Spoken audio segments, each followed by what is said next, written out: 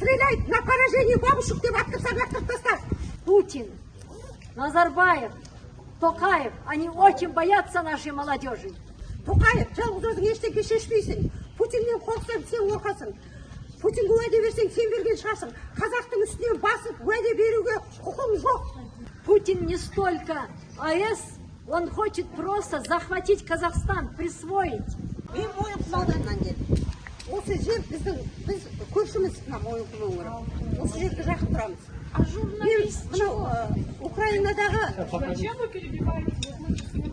Украинадағы Чернобыльдің қайталанғанын қаламаймын. Ол апат ошағы.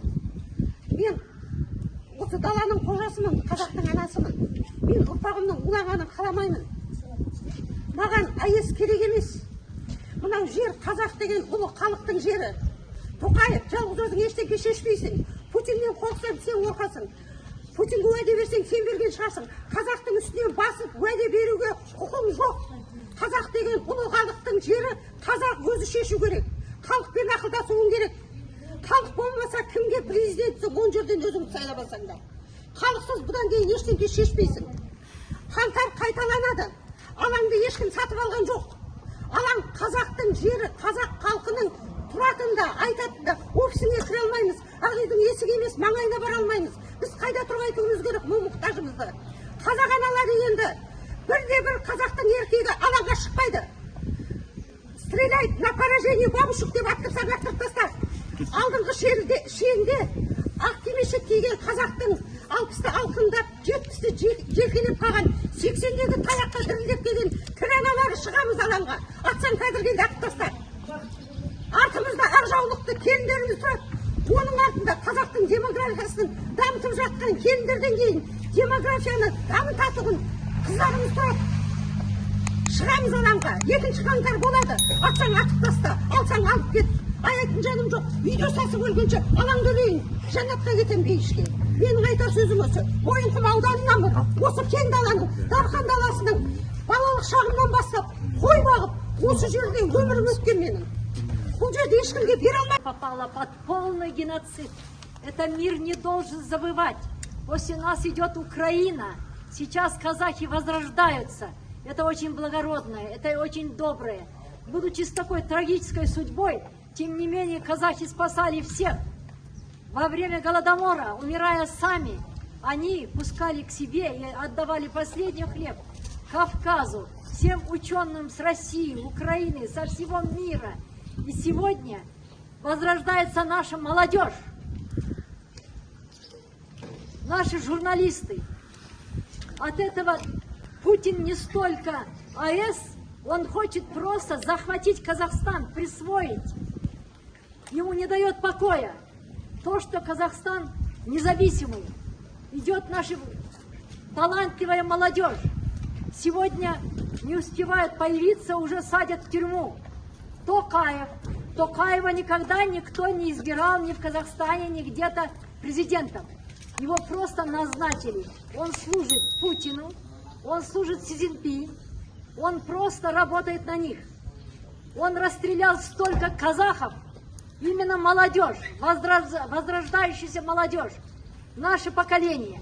Мы, пожилые, мне 80 лет, мы уходим с этого мира, но я спокойно ухожу, потому что появились наша молодежь, наши талантливые журналисты.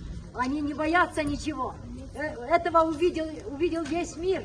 Путин, Назарбаев, Токаев, они очень боятся нашей молодежи.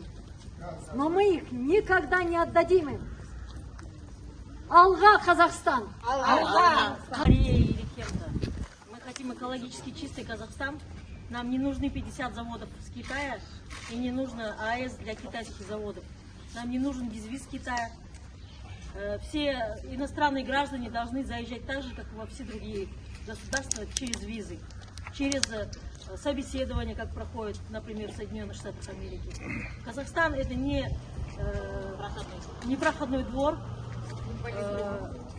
Здесь все должно быть только для казахстанцев. Все материальные льготы и блага должны быть только для казахстанцев, не для иностранцев.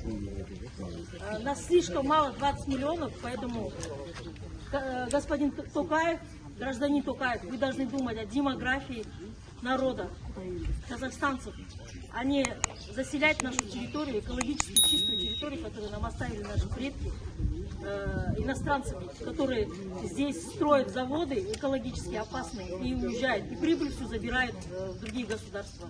Мы все уже это понимаем. И представительная демократия, так как в Казахстане не работает 30 лет, мы вам сегодня показали инструмент прямого народовластия. Не думайте, что если вы выбрали там какого-то депутата, он приедет и будет защищать ваши права. Нет здесь ни одного депутата. Мы приглашали, официально отправляли через Еутыныш в Мажилис приглашение. Ни одного депутата нету. Поэтому вы все можете увольняться, господа депутаты Мажилиса и Сената. Вы не избраны народом. И пока каждый казахстанец не будет проявлять свою социальную активность, вы не сможете быть уверены за будущее своих детей. Завтра на этой АЭС произойдет авария, вы даже об этом не узнаете. Власти будут нагло врать, что ничего опасного для здоровья нету.